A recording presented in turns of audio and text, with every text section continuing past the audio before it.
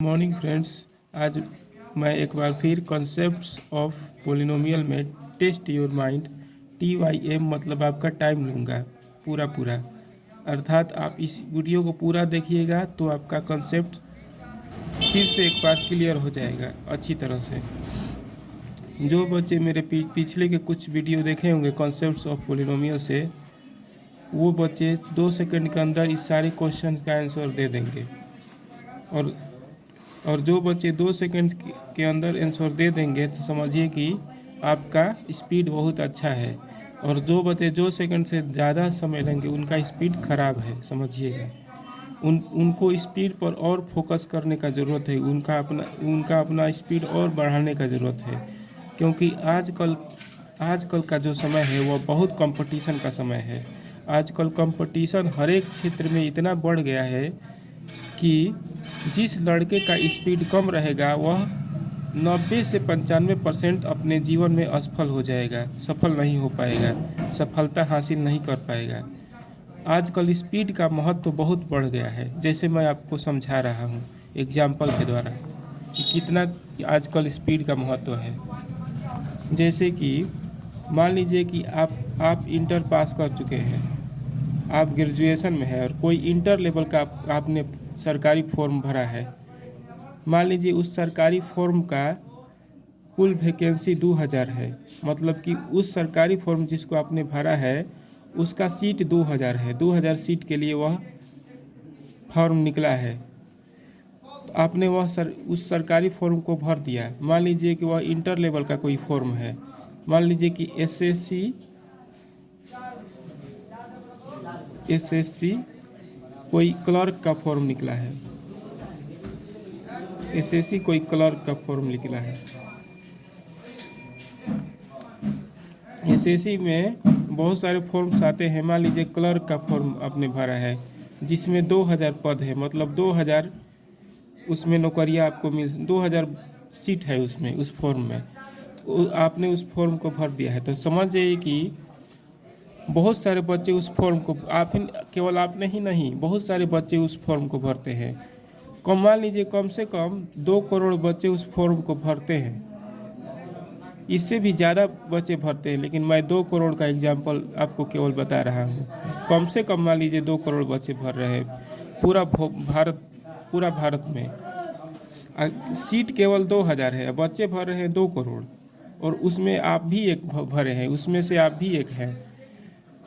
तो 2000 सीट के लिए 2 करोड़ बच्चे फॉर्म भर रहे हैं। मान लीजिए कि उसमें आप अगर नौकरी निकाल लीजिएगा तो सैलरी मिलेगा 45,000, चाहे मान लीजिए शुरुआती मिलेगा 35,000 मान लीजिए शुरुआती मिलेगा 35,000 रुपया। तो 2000 सीट के लिए कितने बच्चे फॉर्म भर रहे हैं? 2 करोड़ बच्चे फॉर्म भर रहे हैं। उसमें से मान लीजिए कि यदि 50 लाख बच्चे भी ब्रिलियंट होंगे, 50,000 बच्चे भी ब्रिलियंट होंगे, तो समझिए कि आप अकेले उस 50,000 बच्चों से मुकाबला करेंगे जो कि ब्रिलियंट है। और मान लीजिए उसमें से 25 लाख बच्चे ओवर ब्रिलियंट होंगे, ब्रिलियंट से भी आगे, मतलब कि वो वैसे बच्चे जो किसी भी टफ से टफ सवाल को 4 सेकंड के अंदर हल करने की क्षमता रखते हो, वैसे बच्चों को मैं ओवर ब्रिलियंट कर रहा हूँ। तो आप अकेले उन 25 लाख ओवर ब्रिलियंट बच्चों के साथ मुकाबला करेंगे केवल 2000 सीट के लिए। समझ जाइए कितना कंपटीशन बढ़ गया है किसी भी क्षेत्र में। आप अकेले उन 25 लाख ओवर ब्रिलियंट बच्चों के साथ मुकाबला करेंगे केवल 2000 सीट के लिए। उसमें से भी कितने बच्चे बीएससी पास कर चुके होंगे, कितने बच्चे ग्रेजुएशन कंप्लीट कर चुके होंगे, कितने बच्चे आईआईटी का तैयारी कर रहे होंगे, और आपने केवल इंटर पास करके फॉर्म भरा है। क्योंकि बेरोजगारी आजकल इतना बढ़ गया है कि ग्रेजुएशन वाले बच्चे भी छोटा पदों के लिए अप्लाई कर रहे हैं। यहाँ तक कि ग्रुप डी के फार्म के लिए भी ग्रेजुएशन वाले बच्चे, आईआईटी वाले बच्चे, बीटेक वाले बच्चे भी, बीएड वाले बच्चे भी अप्लाई कर रहे हैं। इतना बेरोजगारी बढ़ गया है। तो समझ जाइए कि आपको अपने स्पीड पर इतना काम करना पड़ेगा अभी से कि आगे चलकर आपका स्पीड इतना बढ़ जाए कि किसी भी क्वेश्चन को आप 30 सेकंड, ज़्यादा से ज़्यादा 30 सेकंड में हल कर लें, क्योंकि आप 25 लाख ओवर ब्रिलियंट बच्चों के साथ अकेले मुकाबला करेंगे केवल 2000 सीट के लिए। समझ जाइए, इसलिए आपको दो चीज़ों पर फोकस करना है। एक स्पीड पर तभी आप स्पीड आपका तभी बढ़ पाएगा जब आपके किसी भी मैथ के टॉपिक का पूरा कंसेप्ट क्लियर रहेगा, जड़ से कंसेप्ट क्लियर रहेगा, तभी आपका स्पीड बढ़ पाएगा। और आपको निरंतर प्रयास करना पड़ेगा स्पीड बढ़ाने के लिए। मतलब कि प्रतिदिन कम से कम 2 घंटा आपको मैथ रिवीजन करना पड़ेगा निरंतर, बिना रुके, बिना एक दिन भी गैप किए। और कोशिश करना पड़ेगा कि आपका स्पीड कैसे बढ़े। ज़्यादा से ज़्यादा कैलकुलेशन आपको दिमाग में ही करना पड़ेगा, ठीक। इसी कारण से मैं कह रहा हूँ कि आप अभी से अपना स्पीड बढ़ाइए, क्योंकि आपको 25 लाख ओवर ब्रिलियंट बच्चों के साथ मुकाबला करना पड़ेगा मात्र 2000 सीट सरकारी सीटों के लिए। किसी सरकारी फॉर्म में मिल जाता है 40,000 भी, लेकिन फिर उस फॉर्म में जिसमें 40,000 वैकेंसी निकलता है, उस फॉर्म में और ज़्यादा बच्चे भरते हैं, 10 करोड़ बच्चे भरते हैं, तो मुकाबला उतना ही रहेगा। और आपको एक चीज़ और बता देता हूँ कि आजकल सरकारी फॉर्म जो आप भरते हैं उसमें 100 कम से कम 100 या 80, 100 या 90 क्वेश्चंस रहते हैं, या 80 क्वेश्चंस। उसमें केवल 100 क्वेश्चन आजकल रह रहे हैं किसी भी फॉर्म में, 100 या 120 क्वेश्चन या 150 क्वेश्चन। तो जिसमें 100 या 120 रहते हैं उसमें मैक्सिमम में 1 घंटा का केवल टाइम मिलता है आपको। मतलब कि 1 घंटा में आप 100 क्वेश्चंस को आपको सॉल्व करना पड़ेगा। उसमें से 30% मैथ रहता है, 30% रीजनिंग रहता है, और 25% मान लीजिए 20% इंग्लिश रहता है, और 20% करंट अफेयर्स जीके रहता है। लगभग यही मॉडल पर रहता है आजकल। तो समझिए कि आपको रीजनिंग में भी मास्टर बनना पड़ेगा, मैथ में भी मास्टर बनना पड़ेगा, जीके जीएस में भी मास्टर बनना पड़ेगा, और किसी फॉर्म में इंग्लिश भी पूछता है तो इंग्लिश में भी मास्टर बनना पड़ेगा। यानी कि चारों विषय में, English, reasoning, math, GK GS में आपको, करंट अफेयर्स में आपको मास्टर बनना पड़ेगा। तब जाके आप किसी कंपटीशन में सफलतापूर्वक किसी कंपटीशन एग्ज़ाम को निकाल पाइएगा, उसमें सक्सेस हासिल कर पाइएगा। 1 घंटा का केवल टाइम मिलेगा 100 क्वेश्चन पर, उसमें भी 30% मैथ, 30% रीजनिंग, 20% जीके जीएस और 20% करंट अफेयर्स, मैक्सिमम यही मॉडल रहता है। और 1 घंटा का टाइम केवल मिलता है, और 100 क्वेश्चंस रहता है। मतलब कि प्रत्येक क्वेश्चन पर, मतलब कि एक क्वेश्चन पर आपको केवल 25 या 20 सेकंड का टाइम मिलता है। सोच लीजिए कितना कंपटीशन हाई हो गया है। एक क्वेश्चन को हल करने के लिए आपको केवल 20 सेकंड का टाइम मिलेगा। इसीलिए मैं कह रहा हूँ कि आप अपने स्पीड पर, अपने अपने स्पीड पर तथा अपनी बुद्धि, कैसे मेरा बुद्धि विकास हो, कैसे मैं किसी मैथ के किसी भी क्वेश्चन को ज़्यादा से ज़्यादा 25 सेकंड में हल कर लूँ, उसका आंसर प्राप्त कर लूँ। अभी से आपको मेहनत करना पड़ेगा। लापरवाही नहीं चलेगा आजकल के समय में, ना लापरवाही चलेगा, ना आलस्य चलेगा। केवल और केवल मेहनत करिएगा तो ही सफलता प्राप्त कर पाइएगा। अब मैं आज का विषय चालू कर रहा हूँ, उसका उत्तर दीजिए। मैं कुछ एक्सप्रेशन आपके सामने बोलूँगा और आपको बताना है कि वह एक्सप्रेशन पोलिनोमियल है कि नहीं। यदि पोलिनोमियल है तो सही का निशान यहाँ लगाइएगा, यहाँ मारना है सही का निशान। और अगर यदि पोलिनोमियल नहीं है, मतलब बहुपद नहीं है, तो यहाँ पर टिक मारना है। तो 3x + 7 क्या पोलिनोमियल है? 2 सेकंड के अंदर बताना है। तो समझिए आपका स्पीड अच्छा है। तो यह पोलिनोमियल है, तो हाँ यह पोलिनोमियल है, क्योंकि यहाँ का घात 1 है, इस वेरिएबल का घात जो है 1 है, इसी कारण से पोलिनोमियल में है, गिनती में है। इसी प्रकार 5y-1 यह भी पोलिनोमियल है, क्योंकि यहाँ का घात जो है 1 है, गिनती में है। इसी प्रकार 6z प्लस 1/2 भी पोलिनोमियल है, क्योंकि इससे हमको कोई मतलब नहीं है, हमको वेरिएबल से मतलब है।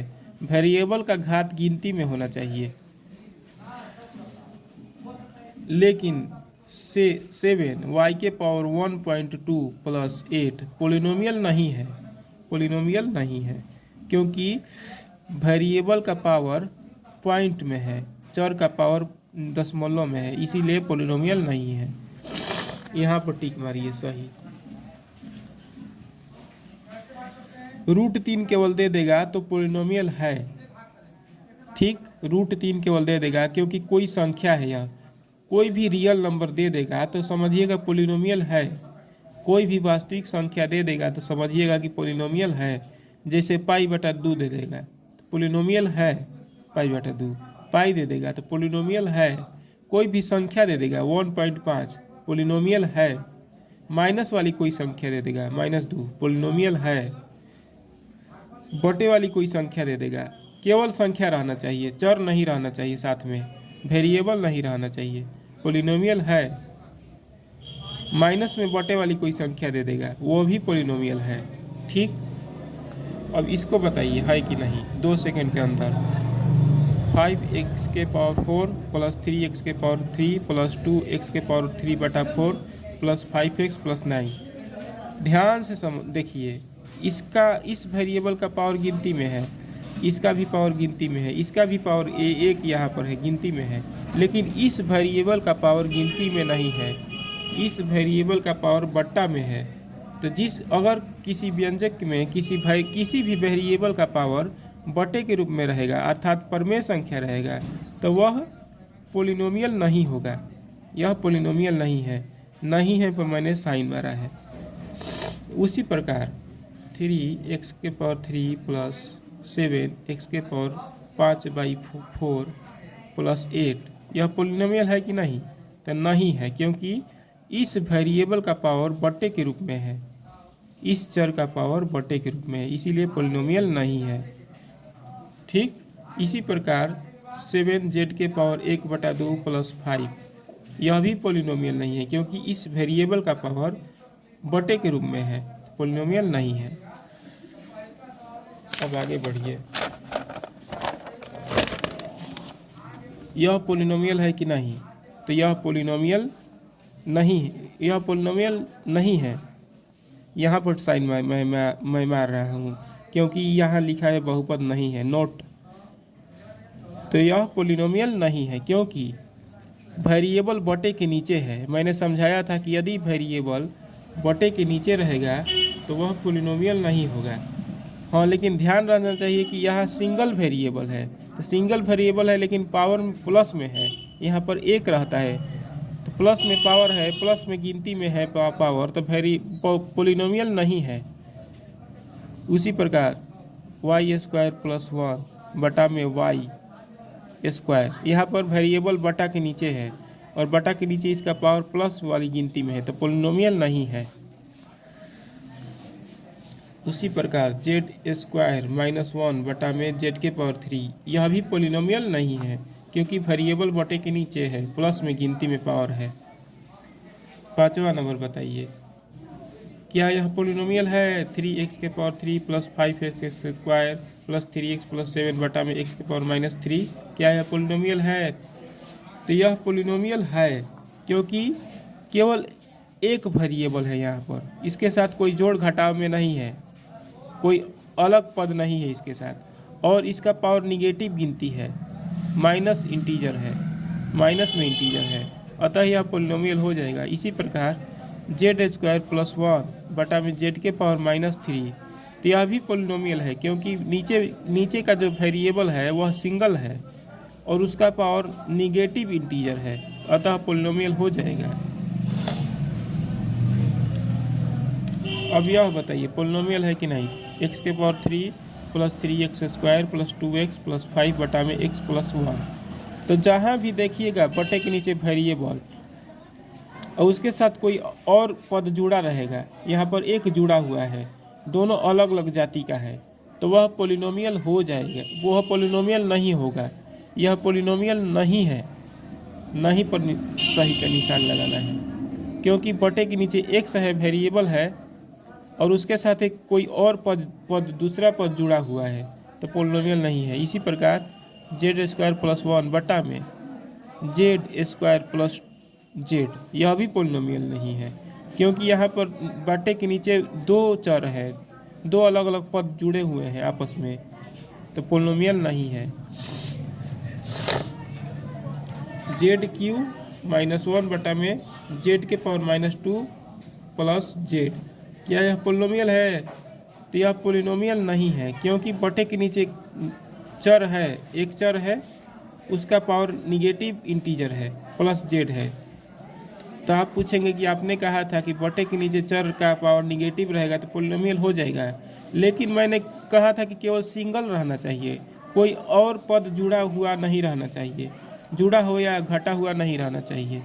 यदि ऐसा केस रहेगा तो पोलिनोमियल नहीं होगा, क्योंकि यहाँ पर दो पद है और दोनों पद जुड़े हुए हैं आपस में, तो पोलिनोमियल नहीं है। z² -1 बटा में z के पावर -3 -1, तो यह भी पोलिनोमियल नहीं है, क्योंकि नीचे दो पद है। ठीक, अब इस सवाल को देखिए।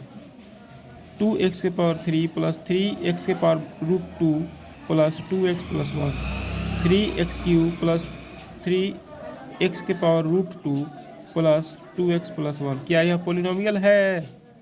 तो यह पोलिनोमियल नहीं है, क्योंकि इस वेरिएबल का पावर गिनती में है, इस वेरिएबल का पावर गिनती में है, लेकिन यहाँ का जो वेरिएबल है उसका पावर रूट में है।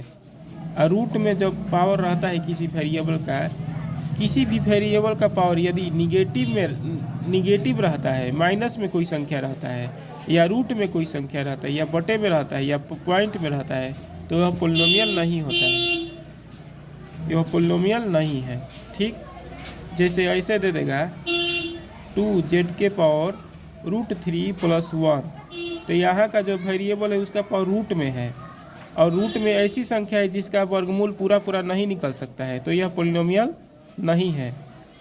ऐसे दे देगा 3x के पावर √4 प्लस 1, तो यह पोलिनोमियल है। ध्यान दीजिएगा कि यहाँ रूट में 4 है, और रूट में 4 बाहर निकल जाएगा पूरा। रूट में 4 का मान होता है 2, रूट में 4 का वर्गमूल करिएगा तो 2 हो जाएगा। जो रूट वाली संख्या पूरा निकल जाएगा वह पोलिनोमियल होगा, और जो नहीं निकलेगा पूरा, रूट में 3 रूट से बाहर पूरा नहीं निकलेगा, तो यह पोलिनोमियल नहीं होगा। और इस केस में रूट में 4 जो है वह 4 का पूरा वर्गमूल 2 निकल जाता है। इसी प्रकार वेरिएबल का पावर यदि √9 रहेगा तो भी बहुपद हो जाएगा, क्योंकि √9 का वर्गमूल पूरा निकल जाता है। तो यह पोलिनोमियल है, क्योंकि रूट में 4 है और 4 पूरा बाहर निकल जाएगा। पोलिनोमियल है, यहाँ पर सही का निशान, यस पर सही का निशान, पोलिनोमियल है, और यह पोलिनोमियल नहीं है। ठीक, आज का मेरा वीडियो कैसा लगा आप ज़रूर कमेंट सेक्शन में लिखिएगा। यदि कुछ सुझाव देना हो तो वो भी कमेंट सेक्शन में लिखिएगा, और यदि आज का वीडियो अच्छा लगा हो तो लाइक ज़रूर करिएगा, क्योंकि बहुत मेहनत के साथ मैं आप सबको वीडियो बना कर मैथ का कंसेप्ट समझाता हूँ। और शेयर भी ज़रूर करिएगा। मैं चाहता हूँ कि मैक्सिमम बच्चे गणित के वास्तविक ज्ञान से जुड़े, गणित के कंसेप्ट को समझें, अतः शेयर करिएगा। थैंक यू, धन्यवाद।